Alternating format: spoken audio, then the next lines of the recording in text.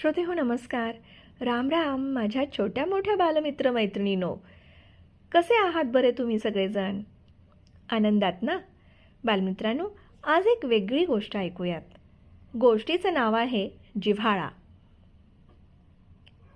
एक होते स्वामीजी आणि त्यांचा एक होता सेवक. तर ही स्वामी आणि सेवकाची हृदयाला भिडणारी अशी गोष्ट आहे. जे स्वामी होते त्यांचा सेवक मोठा निष्ठावान आणि प्रामाणिक होता.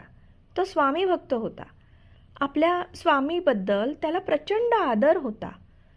स्वामींची सगळी कामे तो अगदी चोख आणि वेळच्या वेळी करायचा. त्याचे स्वामी कोण संन्यासी किंवा साधू नव्हते, ते गृहस्थच होते. स्वामींचीही आपल्या सेवकावर मर्जी होती. ते त्या सेवकावर अगदी छोट्या भावासारखं पुत्रवत असं प्रेम करीत होते. भातृव्रत म्हणा किंवा पुत्रव्रत म्हणा. जेव्हा स्वातंत्र्य मिळालं तेव्हाच्या दशकातील ही गोष्ट आहे. एके दिवशी सेवकाच्या हातून मालकांचा किमती असा फाउंटन पेन जमिनीवर पडला. सेवक टेबल स्वच्छ करीत होता. पेन पारदर्शी आणि चकचकीत असे कचकड्याचे असत. त्यावेळेला टेबलावरून त्याच्या हाताने पेन पडला आणि त्याचे 2 तुकडे झाले.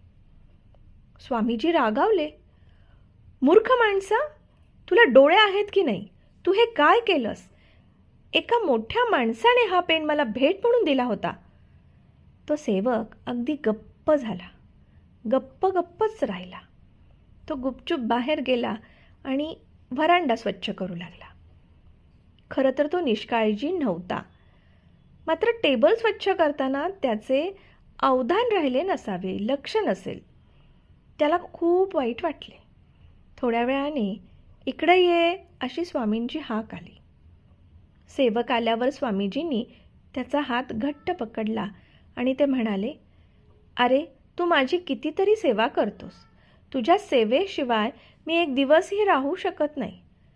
तुझ्या छोट्याशा चुकीबद्दल मी नाहक रागावलो. मी तुला मूर्ख देखील म्हटले. मला क्षमा कर. सेवक आश्चर्यचकित झाला. तो म्हणाला, बाबूजी, माझी चूक झाली. आपण रागावणे योग्यच होते. स्वामीजींच्या डोळ्यात पाणी जमा झाले. अश्रू. त्यांचा गळा दाटून आला.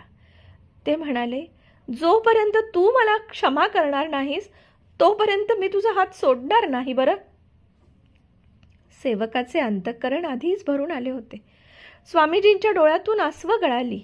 स्वामींनी त्याचा हात अगदीच घट्ट पकडला. सेवकाने आपल्या उपरण्याने स्वामींची आसवे पुसली.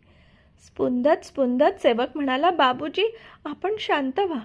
मी तुम्हाला क्षमा केली. हे स्वामी कोण होते? हे स्वामी होते आपल्या भारताचे पहिले राष्ट्रपती डॉक्टर राजेंद्र प्रसाद. आणि ते सेवक जो होता ना, ते होते सीताराम. दोघांचे जीवनभर अगदी पिता-पुत्रासारखे नाते होते बरं का.